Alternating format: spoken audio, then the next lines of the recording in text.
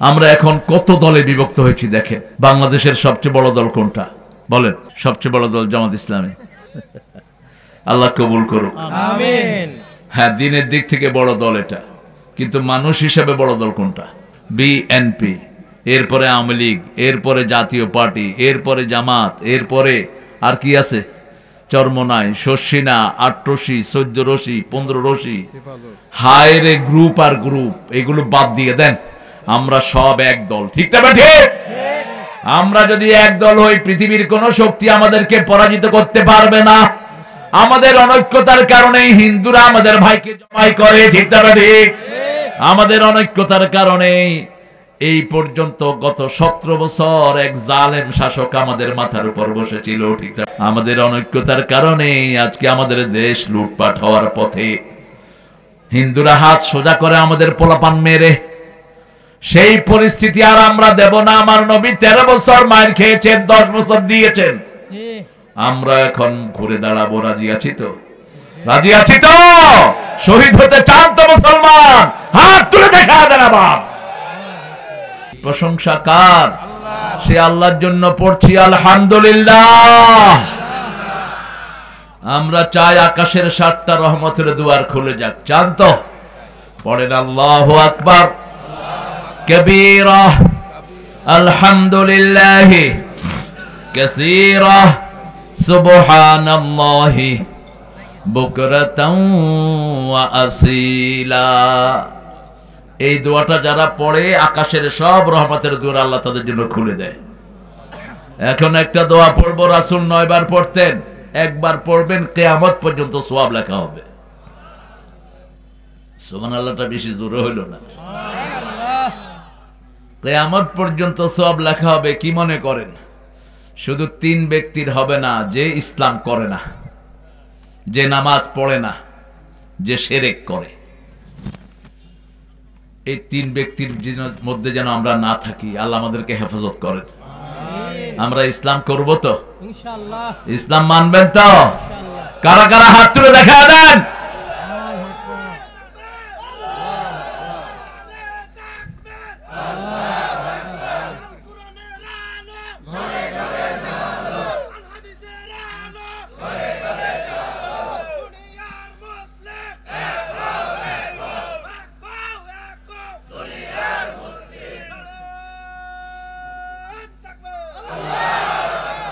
আল্লাহ হাতগুলো কবুল করুন। একটু কষ্ট দিয়ে ফেললাম, শীতের সময় হাতটা উঠানো একটু কষ্ট হয়ে গেল।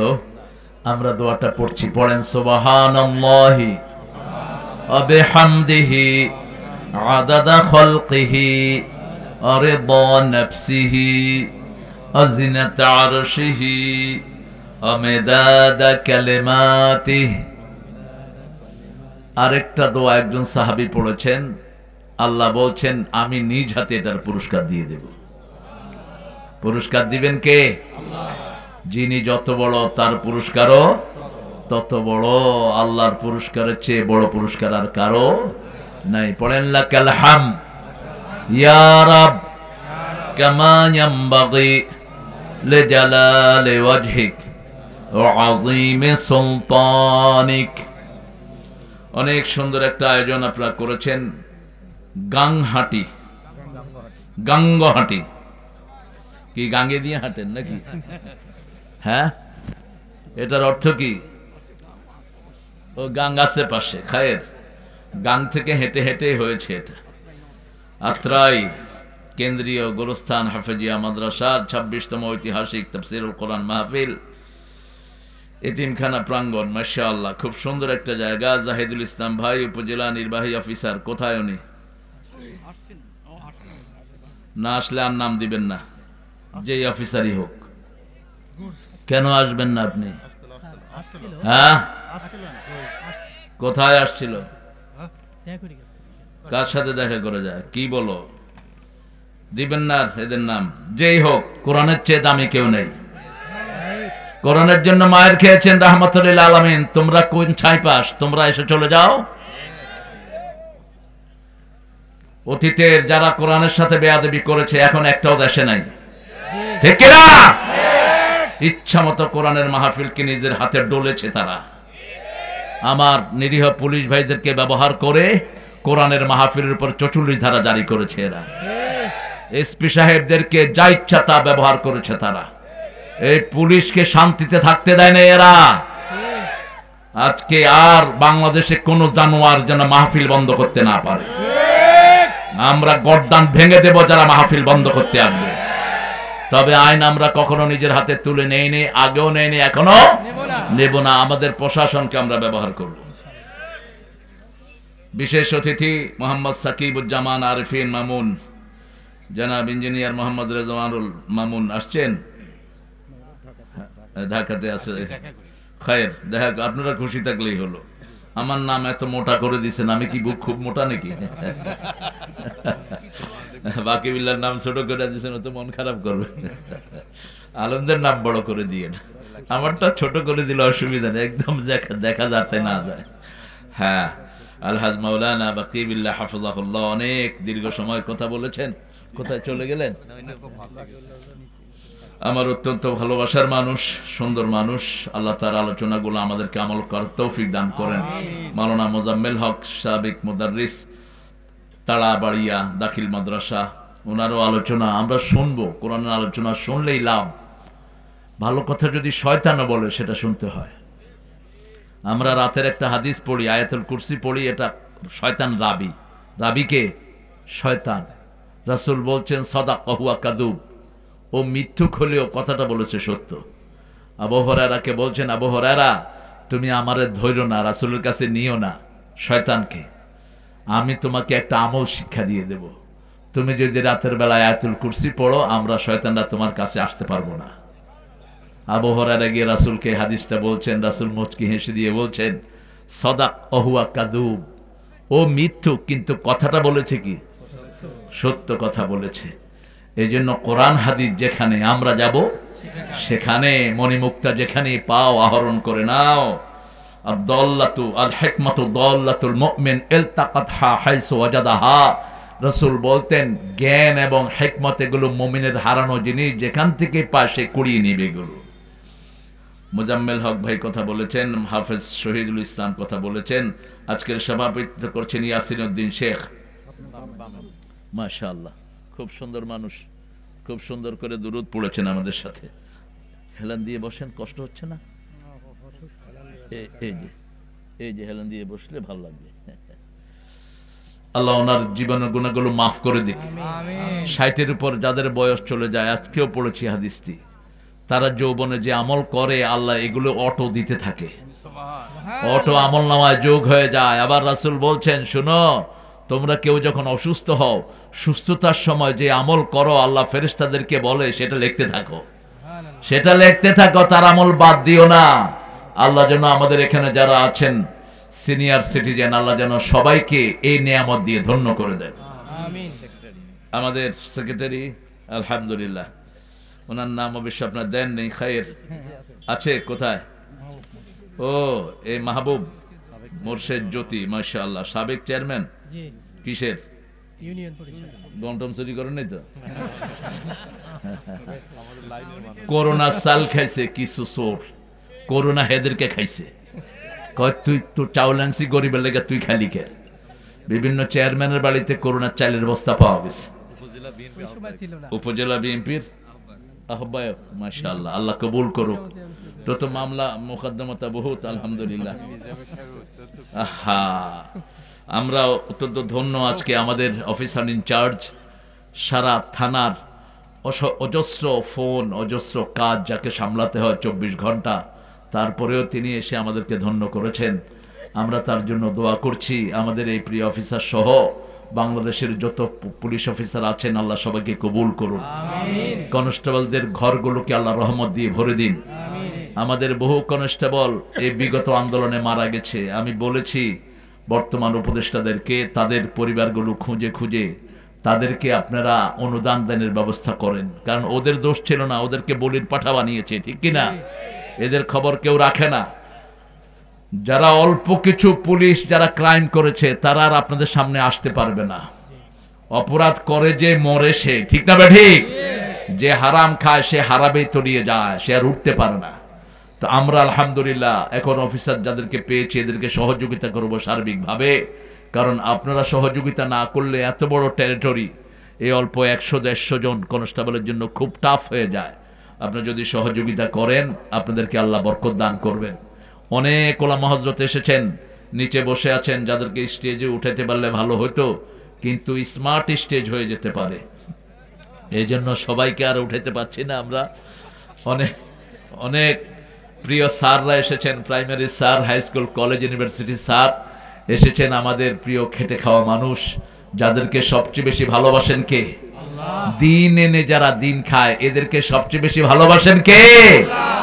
আল্লাহর হাবিব বলতেন আল কাসিবু আদুউল্লাহ, আল কাসিবু হাবিবুল্লাহ, আল কাসিবু আদুউল্লাহ। পরিশ্রম করে যারা খায় এরা আল্লাহর ওলি হয়ে যায়, আর যারা বসে বসে খায় এরা আল্লাহর দুশমন। কিন্তু আমরা অন্যভাবে নেই, বসে বসে যারা খায় এদেরকে বলি ওলি, এরা উলি। এরা কি?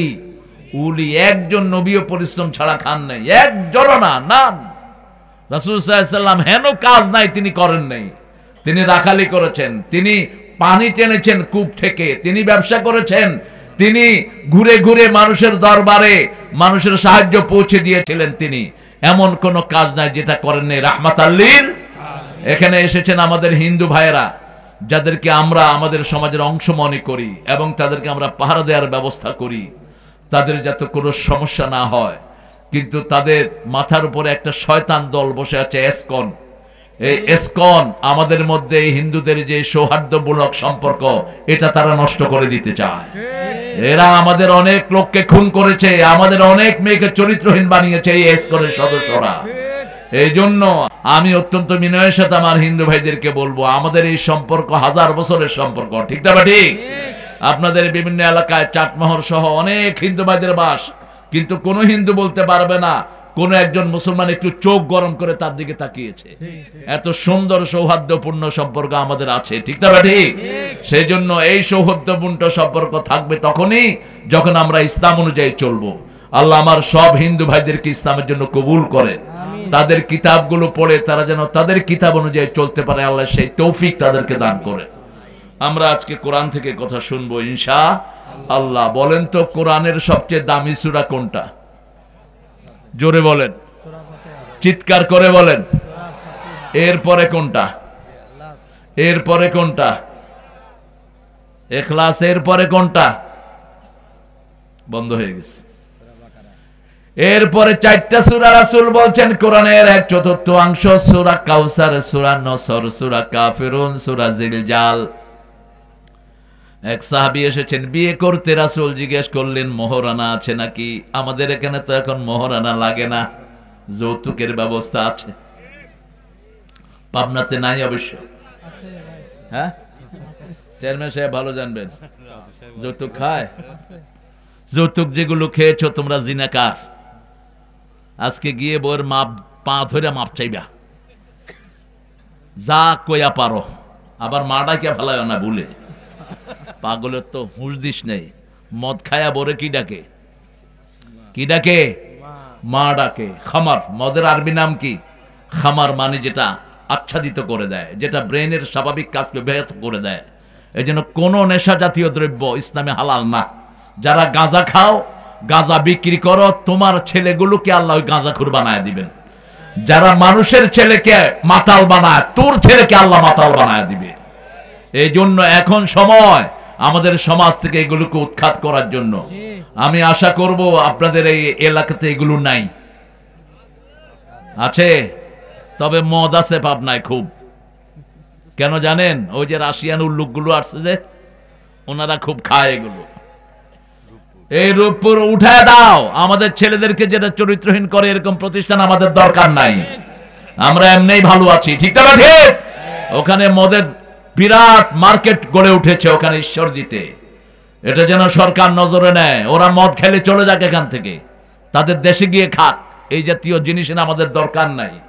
আমরা এমনিই স্বয়ং সম্পূর্ণ হয়ে আছি, আলহামদুলিল্লাহ বলেন। কারো কাছে কিছুর দরকার নাই, আগে চরিত্র প্রথম।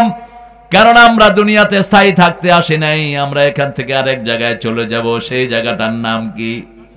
রাসূল বললেন আল কাইয়াস মান দানা নাফসাহু ওয়া আমিলা লিমা বাদাল মাউত আল আজিজ মান ইত্তাবা হাওয়াহু ওয়া তামান্না আলাল্লাহ।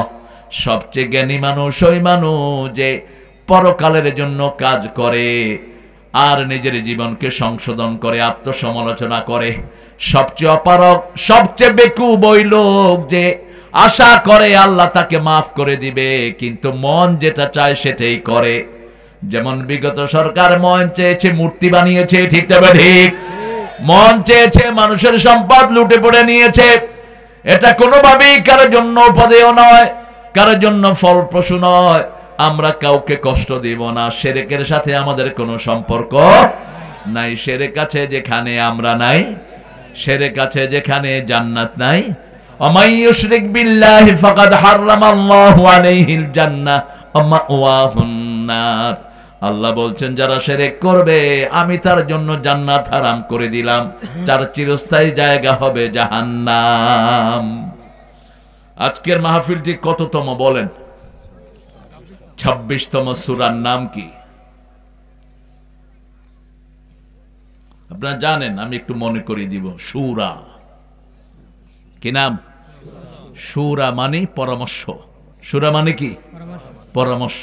সূরাই সিদ্ধান্ত নেয় বলে সূরা। ওয়া আমরুহুম সূরা বাইনাহুম। রাসূল সাল্লাল্লাহু আলাইহি ওয়াসাল্লামকে আল্লাহ নির্দেশ দিলেন সূরা আল ইমরানের 157 নম্বর আয়াত, ফাবিমা রাহমাতিন মিনাল্লাহি লিনতা লাহুম ওয়ালাউ কুনতা ফাযযান গালিযান কলবি লাফাদ্দু মিন হাওলিক ফা'ফু আনহুম ওয়াস্তাগফির লাহুম ওয়াশাবিরহুম ফিল আমর ফাইযা আযামতা ফাতাওয়াক্কাল আলাল্লাহ ইন্নাল্লাহা ইউহিব্বুল মুতাওয়াক্কিলিন। ও নবী আলাইহিস সালাম, আপনি যদি কঠোর হৃদয়ের হতেন, চলে যাবেন? আচ্ছা, অসুবিধা নেই। খাওয়া দাওয়া করে দেন। হ্যাঁ, খাওয়া করে দেন, দিও দেন খাওয়া। সারা রাত জেগে ডিউটি করতে হয়, 24 ঘন্টা ফোন খোলা থাকে এই ওসি সাহেবদের। অন কল ডিউটি বলে এটাকে, অর্থাৎ ফোন করলেই যেন পাওয়া যায়। তবে গত সরকারের আমলে কষ্ট গেছে খুব বেশি। মন্ত্রী এক একজন এক এক দিকে গেত, এদেরকে পাহারা দিতে দিতে শরীয়তপুরে একবার দেখি যে জঙ্গলে ভিতরে 3-4 জন পুলিশ। কইলাম কি ভাই আপনারা এখানে? কয় উনি পায়খানায় গেছে, আমরা পাহারা দিচ্ছি। সেখান থেকে যদি কেউ উঠে নিয়ে যায়, এই জিনিস কি যে কষ্ট হয়েছে ওনাদের। আল্লাহ আমার ভাইদেরকে শান্তিতে ডিউটি করার তৌফিক দান করুন। আরো চিৎকার করে বলেন আমিন। আল্লাহ রাব্বুল আলামিন বলছেন, ও নবী আপনি যদি কঠিন হৃদয়ের হতেন, আমাদের আলেমদের মধ্যে, হুজুরদের মধ্যে যারা একটু বড় হুজুর হয়ে গেছে, বিশাল মুডি থাকে, আছে না? কথা বলে না, হাত বাড়াইলে এটা যেন না হয়। আপনি ইজি গোয়িং থাকবেন, ইজি গোয়িং। প্রত্যেক নবী এক্সেস, ইজি এক্সেস দিতেন মানুষকে। আল্লাহ বলছেন ফাবিমা রাহমাতিন মিনাল্লাহ, তোমার অন্তর যদি রহমতে ভরা না থাকতো, লিনতা লাহুম, তোমার কাছে কেউ আসতো না। ফাফু আনহুম, তাদেরকে মাফ করে দাও, শর্তহীন মাফ। আস্তাগফির লাহুম, তাদের জন্য ক্ষমা চাও। যত কাজ করতে চাও তাদের সাথে পরামর্শ করো। ফাইযা আযামতা ফাতাওয়াক্কাল আলাল্লাহ ইন্নাল্লাহা ইউহিব্বুল মুতাওয়াক্কিলিন। যখন সিদ্ধান্ত হয়ে যায় তখন ভরসা করো কার উপর? আরো চিৎকার করে বলেন আল্লাহ। আমার যখন ফুরাবে দিন, আসবে গহীন রাতি, থেকো আল্লাহ এ জীবনে হয়ে চির সাথী, আসবে গহীন রাতি। একজনের উপর ভরসা, তিনি কে? আল্লাহ রাব্বুল আলামিন। রাসূল বিবিদের সাথে পরামর্শ করতেন, আর আমরা বিবির থেকে যৌতুক খাই। কত নোংরা মানুষ যারা যৌতুক খেয়েছেন। হিন্দুদের সাথে হাসর হবে, মুসলমান মোহরানা ছাড়া বিয়ে করতে পারে না। বিয়ের প্রথম কথাই হলো মোহরানা। প্রথম কথা কি? বুখারী হাদিসে রাসূল বলছেন, মোহরানা যদি না থাকে বিয়ে করবি না। রোজা রেখে নিজের যৌবনকে হেফাজত করো। যাদের সামর্থ্য আছে, মানিস্তাতাতুম নিকাহ, যাদের বিবাহের সামর্থ্য আছে তারা যেন বিয়ে করে, আর যারা মহরানা দিতে পারবে না তারা যেন রোজা রেখে তাদের যৌবনকে হেফাজত করে। অন্য কোনো পদ্ধতি নাই। আল্লাহ আমাদেরকে বুঝার তৌফিক দান করুক।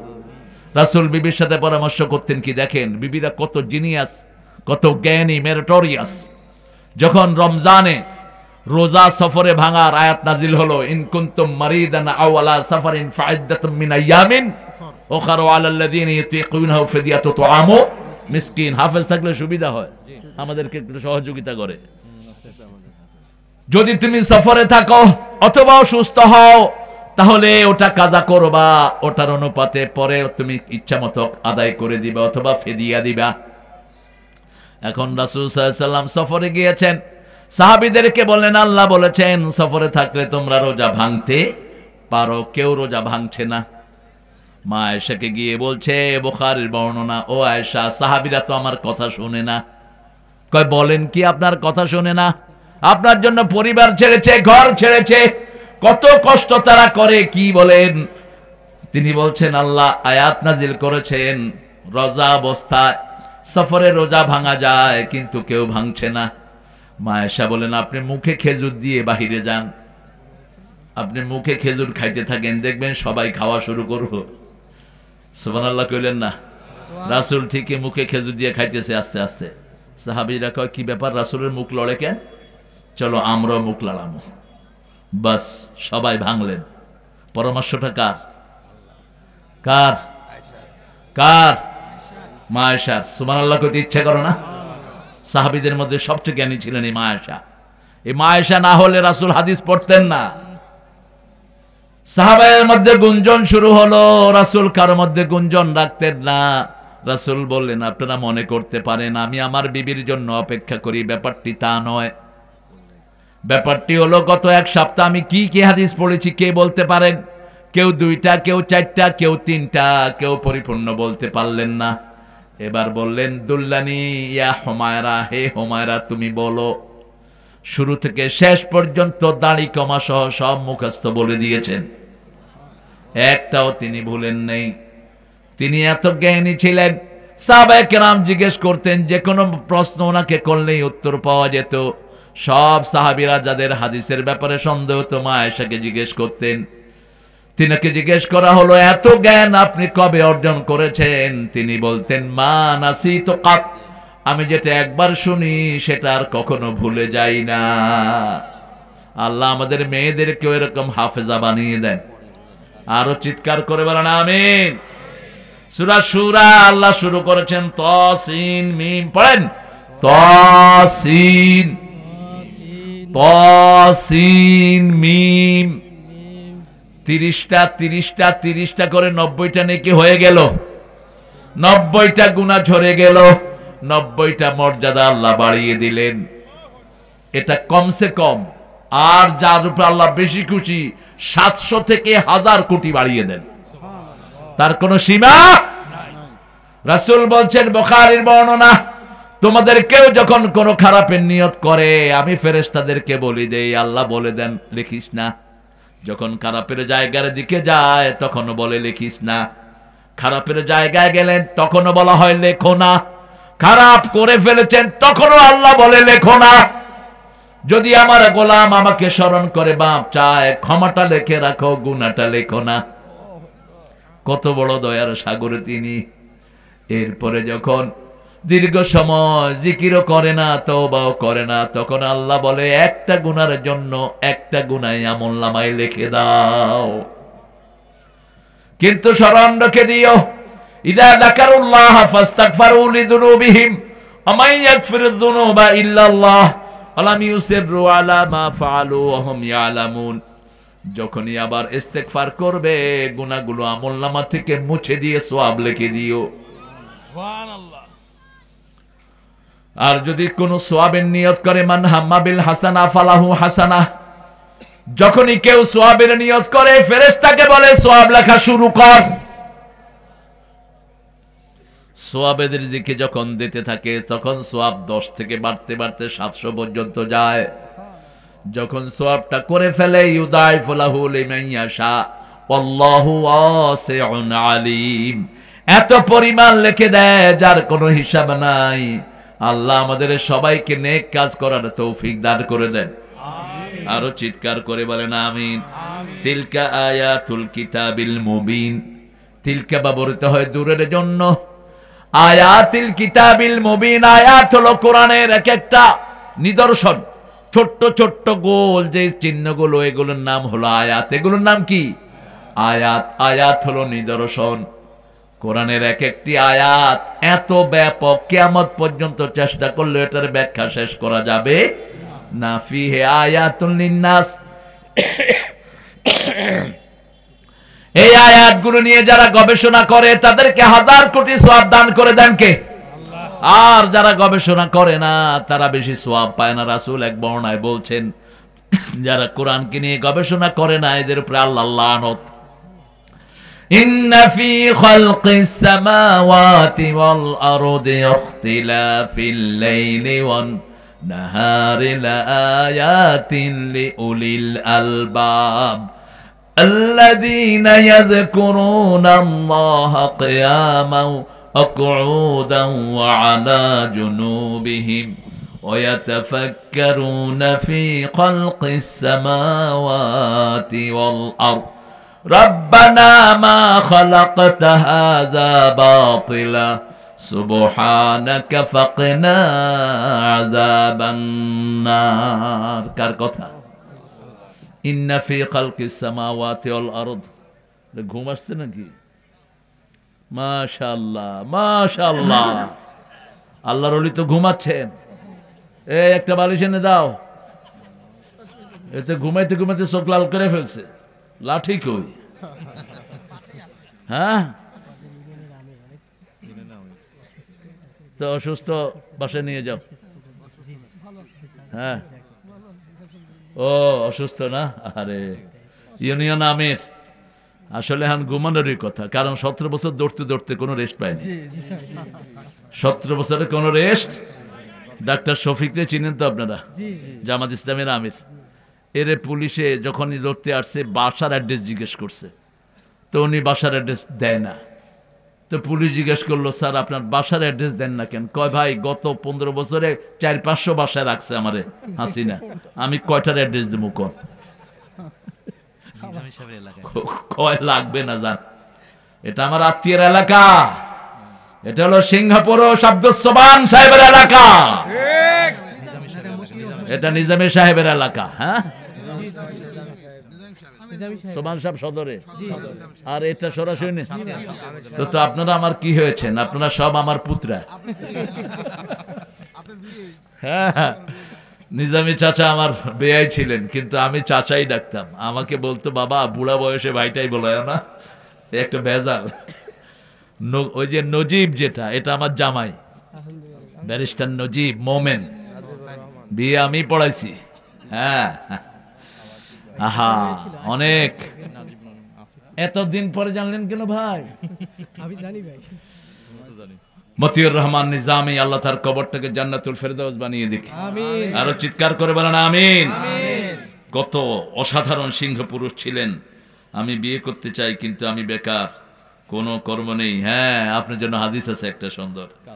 এখন এর উপায় কি? উপায় বলিয়া দিব ভাইয়া। রাসূল সাল্লাল্লাহু আলাইহি ওয়াসাল্লাম বসে আছেন মসজিদে নববীতে, হাদিসটা শুরু করলাম।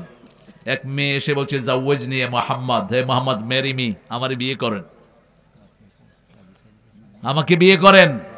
রাসূলের মতো লজ্জাশীল কোন নবী পৃথিবীতে নাই। তিনি নিচের দিকে তাকিয়ে আছেন।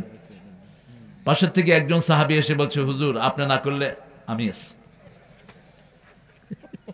কি? আমি আছি, আমারে করা দেন। রাসূল বলছেন, তুমি মহারানা কি দিবা? বলছে, মহারানা তো আমার কাছে তেমন কিছু নাই। আরেকজন দরিদ্র সাহাবী এসেছেন, বিয়ে করবেন। রাসূল বিয়ে করতে আসলে জিজ্ঞেস করতেন, মহারানা কি দিবা?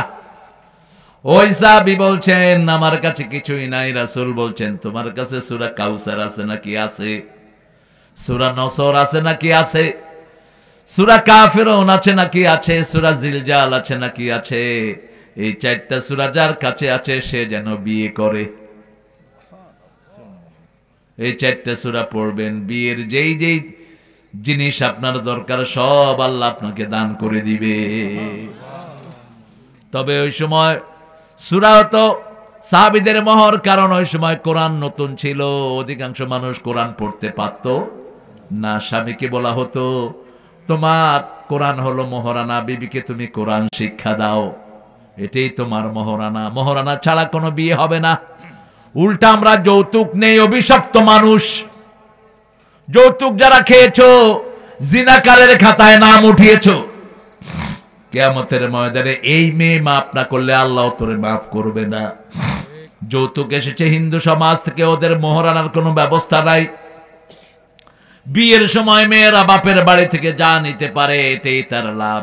কিন্তু আমার ইসলাম বলেছে না, বাবা যদি জীবিত অবস্থায় সম্পদ বন্টন করে মেয়েও 2 ভাগ পাবে, ছেলেও 2 ভাগ পাবে। ওমর ইবনে বশিরের হাদিস, বুখারী। আর যদি মারা যাওয়ার পরে বন্টন হয় আযযাকারু মিসলু হাজ্জিল উনসায়ান, ছেলে পাবে 2 ভাগ, মেয়ে পাবে 1 ভাগ। কারণ মেয়ে 3 জায়গা থেকে পায়। মেয়ে পায় ছেলের থেকে, মেয়ে পায় জামাই থেকে, মেয়ে পায় বাপের থেকে, কিন্তু তার কোনো খরচ নাই। কোনো মেয়ে যদি সারা জীবন 1 পয়সাও খরচ না করে সে গুনাহগার হবে না। আর মেয়ে যতদিন বাপের বাড়িতে আসবে খরচ কার? খরচ কার? ভাইয়ের। কার? সব মরে যাইতেছে। কার? আপনারা যে এত ভদ্র, আপনাদের সুপ্পুর মতো অবস্থা দেখতেছি।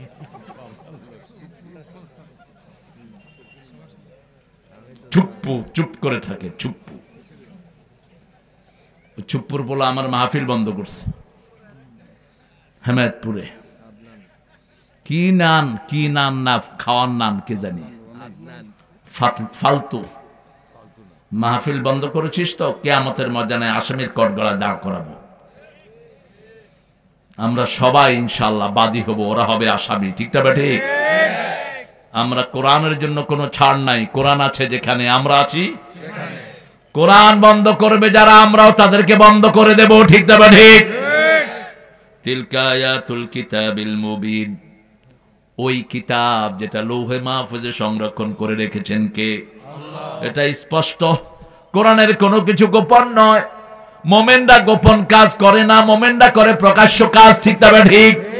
আল্লাহ বলছেন ওয়াইদা লাকুল্লাযীনা আমানু ক্বালু আমান্না ওয়াইদা খালাউ ইলা শায়াতিনিহিম ক্বালু ইন্না মাআকুম ইন্নামা নাহনু মুস্তাহজিউন। যখন তারা মুমিনদের সাথে মোলাকাত করে, মোলাকাত সামনে হয় না পিছনে হয়? সামনে হয়। ওরা বলে আমরা তোমাদের সাথে আছি, তোমাদেরই আমরা বন্ধু। আর যখন ওরা গোপনে খেলাওয়াত করে, খালাওয়েলা শায়াতিনিহিম, একসাথ হয় গোপনে, তখন বলে মোল্লা বলবির সাথে একটু ঠাট্টা করলাম। আল্লাহ বলেন আল্লাহু ইয়াস্তাহজিউ বিহিম, আল্লাহ তাদেরকে এমন ঠাট্টার পাত্র বানাবে ওরা চিন্তাও করতে পারে না। ঠিক না ঠিক? কি ঠাট্টার পাত্র হয়েছে দেখেন। সাইদি সাহেবকে ফাঁসি দিছে, উনি গর্ব করে বলতেন। কি নাম বিচারপতির? কি নাম?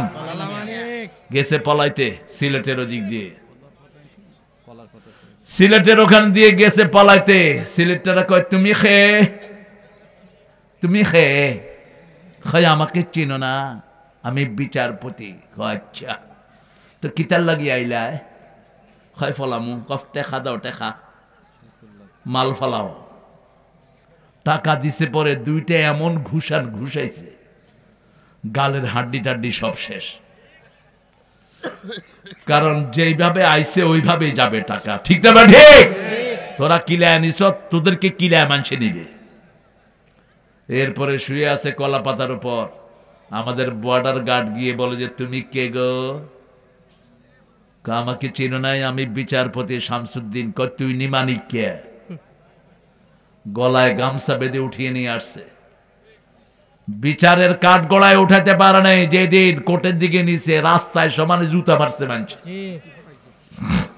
ইজ্জত আসে আল্লাহর পক্ষ থেকে, ইন্নামাল ইজ্জাতু লিল্লাহি ওয়া লিরাসূলিহি ওয়া লিল মুমিনিন ওয়ালাকিন্নাল মুনাফিকিনা লা ইয়ালামুন। সূরা মুনাফিকের ভিতরে আল্লাহ বলছেন ইজ্জতের একমাত্র মালিক কে? আল্লাহ। তারপরে রাসূল, তারপরে আল্লাহ সেই ইজ্জত দিয়েছেন মুমিনদেরকে, কিন্তু মুনাফিকরা সেটা বুঝে না। মুনাফিকরা সকালে এক কথা, বিকালে এক কথা, রাতে এক কথা, এক রকম চেহারা তাদের হয়, ঠিক তবে ঠিক। হেলিকপ্টারে মানুষ মেরেছে আর কয় হেলিকপ্টারে নাকি পানি ফালাইছে। তো পানি ফালাইলে মানুষ মরে কেমনে? এত মানুষ মেরেছে তারপরেও তার ভিতরে কোনো অনুশোচনা। কয় আমি কি করেছি? তুমি কি করেছো আল্লাহ বুঝাবেন তোমাকে। প্রত্যেকের আমলনামায় একটা কিতাব আছে, একটা কিতাব তার গলায় ঝুলিয়ে দেওয়া হবে। বনি ইসরাইলে আল্লাহ বলছেন আলজামনাহু তাইরাহু ফি উনুকি, প্রত্যেক মানুষের গলায় আমি তার আমলনামাটা ঝুলিয়ে দেব। সেই আমলনামাটা কিয়ামতের ময়দানে হাতে এনে দিবেন কে? আল্লাহ বলবেন ইকরা কিতাবাক কাফা বিনাফসিকা আল-ইয়াওমা আলাইকা হাসিবা। You read your book, you are enough to take your accountability. ঠাই নাই ছোট সে তরি, তোমার সোনার ধানে গিয়েছে ভরি। কি দিয়ে ভরেছো তোমার আমলনামা? আমাদের আমলনামা সকালবেলা থেকেই আমরা নামাজ পড়ি, আমরা তাসবিহ করি, আমরা আল্লাহকে ডাকি, ঠিক তবে ঠিক। যখনই আমরা বিপদে পড়ি কাকে ডাকি? আমার আব্বা মারা গেলেন, আমরা পড়েছি ইন্না লিল্লাহি ওয়া ইন্না ইলাইহি রাজিউন। দুনিয়ার শ্রেষ্ঠ আলেম মতিউর রহমান নিজামী মারা গেলেন, আমরা পড়েছি ইন্না লিল্লাহি। মৃত্যুর সময় কি নিশ্চিন্ত, পড়েছেন তো ওনার বায়োগ্রাফি আপনারা। 3 ঘন্টা আগে যখন জল্লাদ ঘোষণা করলো যে আপনার 3 ঘন্টা পরে ফাঁসি, তিনি মুচকি হেসে দিয়ে বলেন আলহামদুলিল্লাহ। জল্লাদ অবাক হয়ে গেলেন। জল্লাদ বলছে স্যার আপনি মুচকি হাসতেছেন, আলহামদুলিল্লাহ বলছেন? তিনি বলছেন এই দিনটার জন্যই 65 বছর আমি অপেক্ষা করেছি।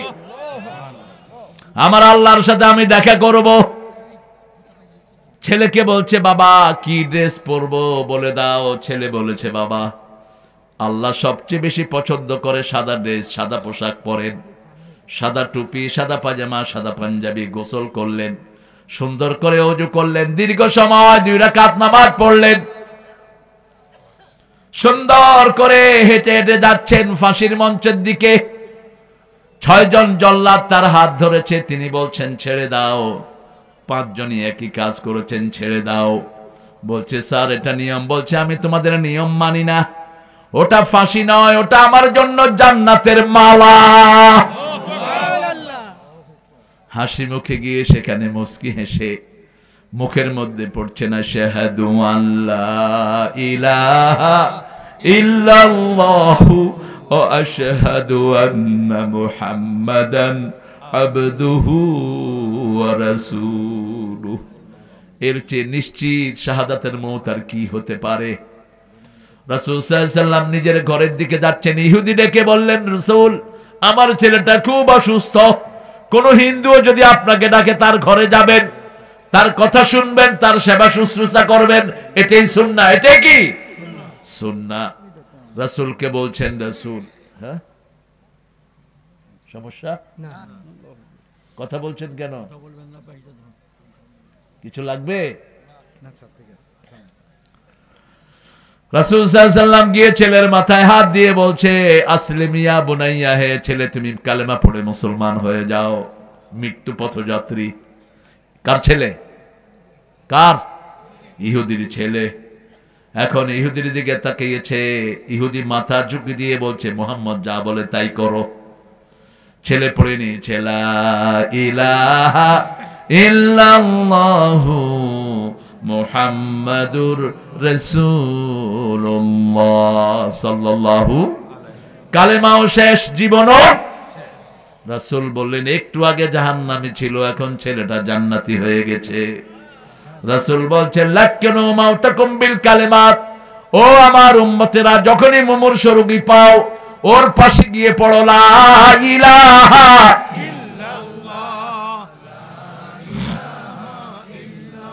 লা ইলাহা ইল্লাল্লাহু মুহাম্মাদুর রাসূলুল্লাহ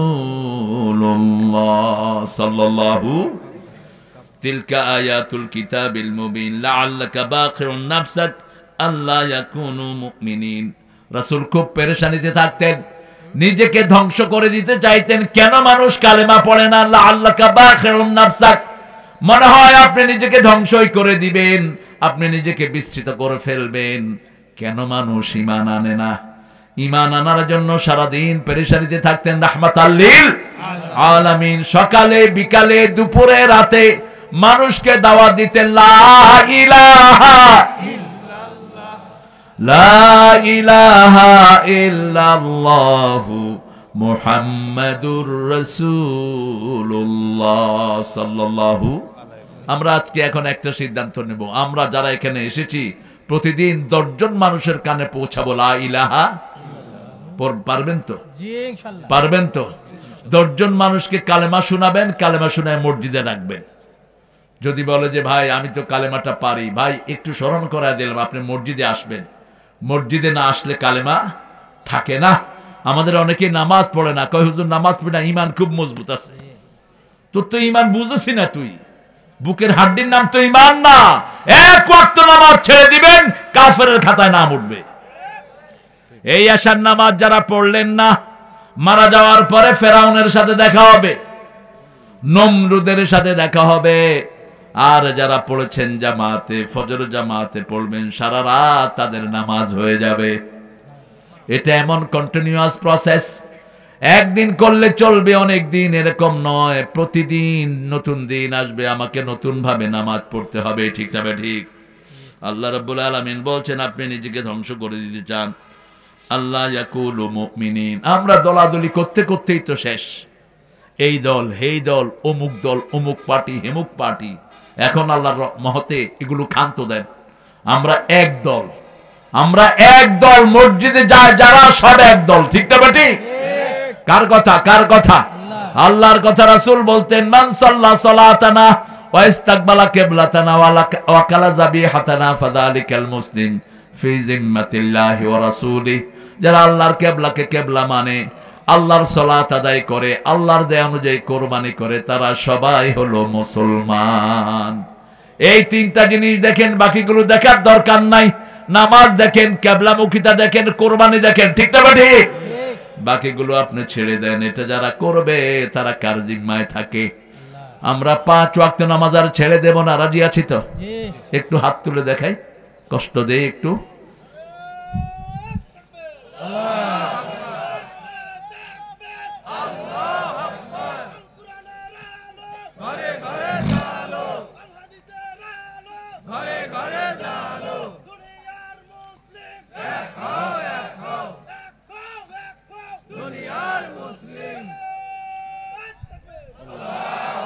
বলেন, হাতগুলো রেখে বলেন, হে আল্লাহ, আপনার নামে শপথ করছি, জীবনে আর কোনোদিন ফরজ নামাজ, ফরজ রোজা, ফরজ পর্দা, ফরজ কোরআন মানা ছেড়ে দেব না।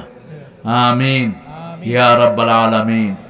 হাতগুলো নামাই। প্রিয় ভাইরা, আমরা এখন কত দলে বিভক্ত হয়েছি দেখেন। বাংলাদেশের সবচেয়ে বড় দল কোনটা বলেন? সবচেয়ে বড় দল জামাত ইসলামী। আল্লাহ কবুল করুক, আমিন। হ্যাঁ, দিনের দিক থেকে বড় দল এটা, কিন্তু মানুষ হিসেবে বড় দল কোনটা? বিএনপি, এরপরে আওয়ামী লীগ, এরপরে জাতীয় পার্টি, এরপরে জামাত, এরপরে আর কি আছে? চরমনাই, শর্ষিনা, 8 রশি, 14 রশি, 15 রশি। হায় রে, গ্রুপ আর গ্রুপ, এগুলো বাদ দিয়ে দেন। আমরা সব এক দল। ঠিক না ঠিক? আমরা যদি এক দল হই, পৃথিবীর কোন শক্তি আমাদেরকে পরাজিত করতে পারবে না। আমাদের অনৈক্যতার কারণে হিন্দুরা আমাদের ভাইকে জবাই করে। ঠিক না ঠিক? আমাদের অনৈক্যতার কারণে এই পর্যন্ত গত 17 বছর এক জালেম শাসক আমাদের মাথার উপর বসেছিল। ঠিক না? আমাদের অনৈক্যতার কারণে আজকে আমাদের দেশ লুটপাট হওয়ার পথে। হিন্দুরা হাত সোজা করে আমাদের পোলাপান মেরে। সেই পরিস্থিতি আর আমরা দেব না। আমার নবী 13 বছর মায়ের খেয়েছেন, 10 বছর দিয়েছেন।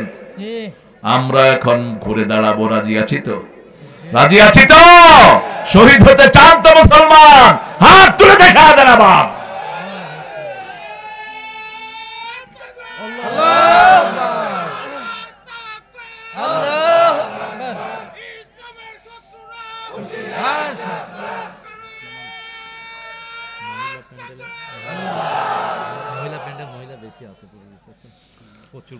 তোমরা মনে করো না আমরা মরে গেছি। আল্লামা ইকবাল কত সুন্দর কথা বলতেন, ভারতের জাতীয় সঙ্গীতে আল্লামা ইকবালের লেখা, আর আমাদের 93% মুসলমানের দেশে জাতীয় সঙ্গীত লিখছে এক কবি।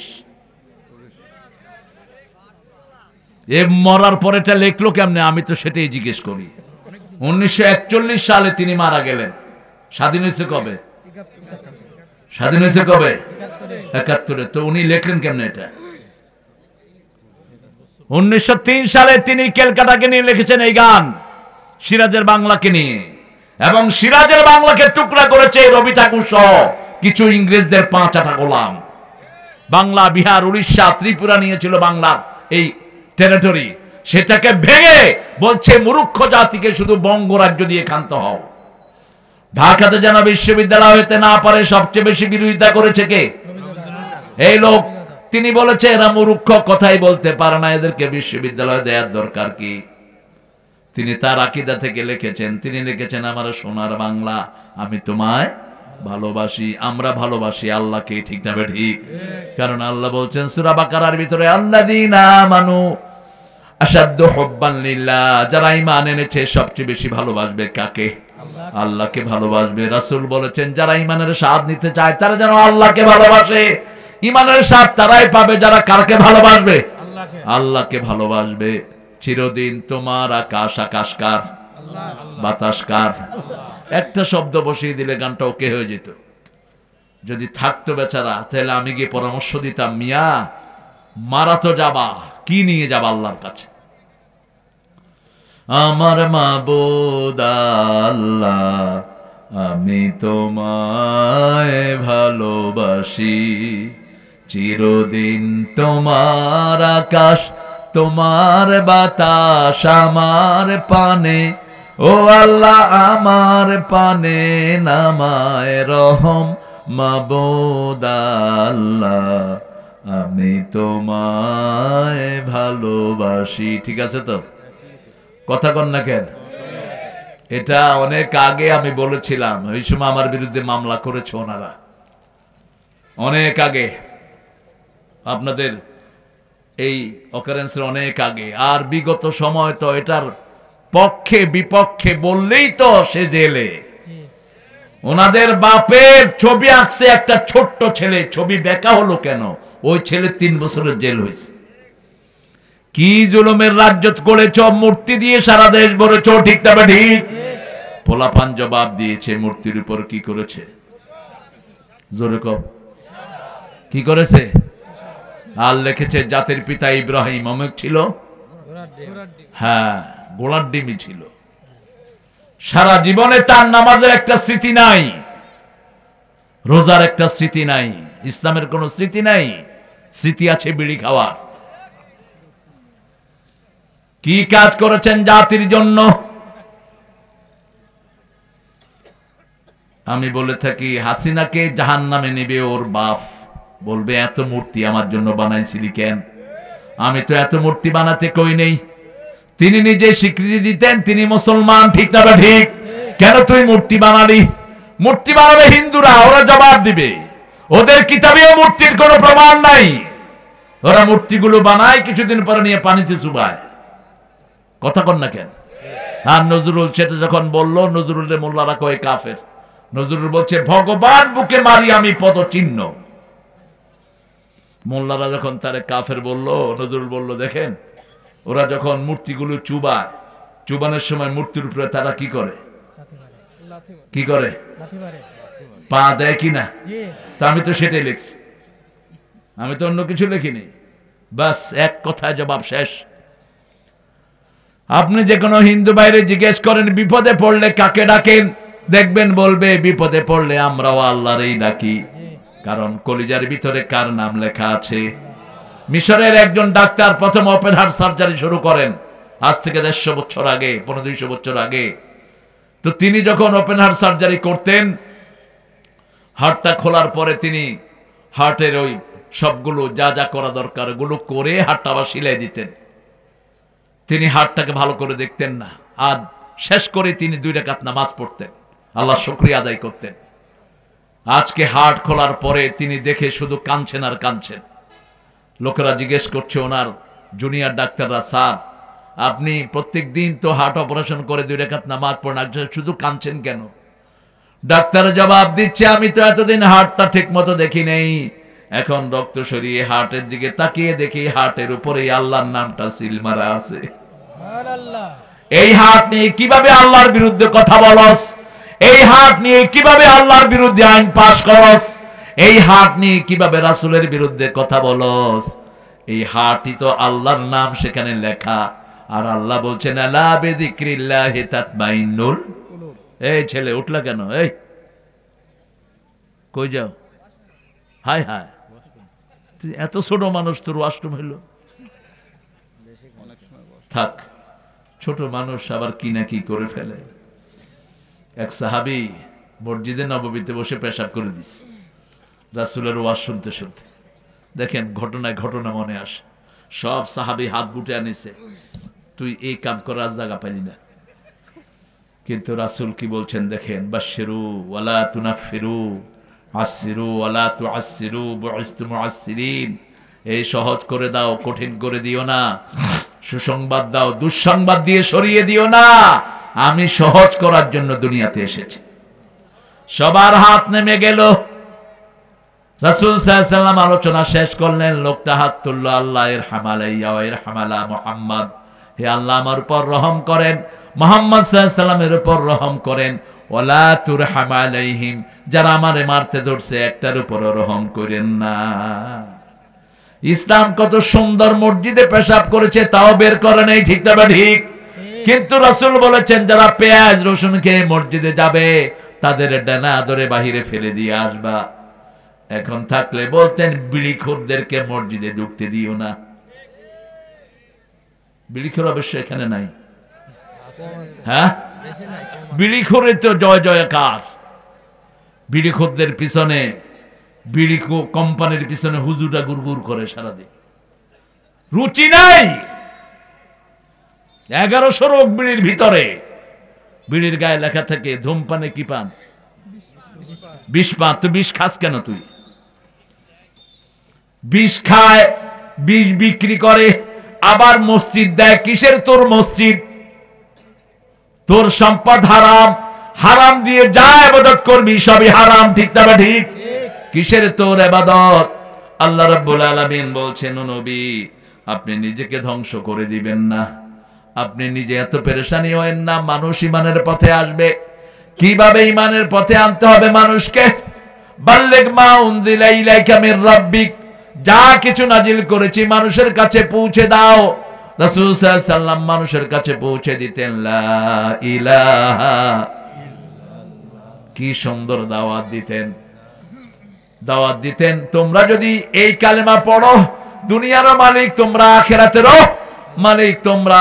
কিন্তু আমাদের দেশে এই কালেমা বুঝে না। এই কালেমা যখন বেশি কেউ পড়ে মানুষ তারে ভিক্ষা বেশি করে দেয়।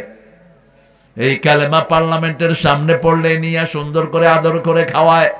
কিন্তু যদি বাংলায় বলা হয় পার্লামেন্ট মানি না, হাসিনা মানি না, সুপ্পু মানি না, মানি কাকে? কাকে? এই কালেমা সেটাই বলে, আমি কোন নেতা খেতা মানি না, আমি কারো আইন দিয়ে চলবো না। আইন চলবে কার? আল্লাহর। আর নেতা একজন, আমার নেতা, তোমার নেতা বিশ্বনবী মুস্তাফা। লা ইলাহা ইল্লাল্লাহু মুহাম্মাদুর রাসূলুল্লাহ সাল্লাল্লাহু। রাসূল মুমিন হওয়ার জন্য মানুষ পেরেশান হতেন। আমরা জিজ্ঞেস করলাম, ইয়া রাসূলুল্লাহ ঈমান কি জিনিস? রাসূল বলেন, আল ঈমানু বিদউন ওয়া সাবউনা শু'বাহ ফাআফদালুহা কাউলু লা ইলাহা ইল্লাল্লাহ ওয়া আদনাহা ইমাতাতুল আযা আনিত তরিক। ঈমানের 70টি শাখা আছে, প্রথমটি হলো লা ইলাহা ইল্লাল্লাহ। রাসূল বললেন তোমরা ঈমানকে নতুন করো। কি করো? নতুন করো, নবায়ন করো। তাজাদ্দাদু ঈমানাকুম। সাহাবায়ে কেরাম জিজ্ঞেস করলেন কিভাবে নবায়ন করব?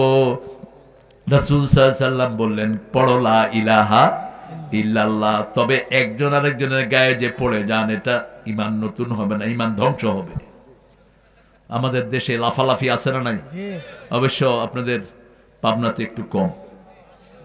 হ্যাঁ, এখন তো আমরা মাশাআল্লাহ ইন্টারনেটের বদৌলতে কত রকমের জিকির যে শয়তানরা বের করছে। কোন লাফালাফির কোন জায়গা ইসলামে? আপনি জিকির করবেন যাতে পাশের লোকের ক্ষতি না হয়। উদুল্লাহ তাদাররুআন ওয়া খীফা দুনাল জাহরি মিনাল কাউল।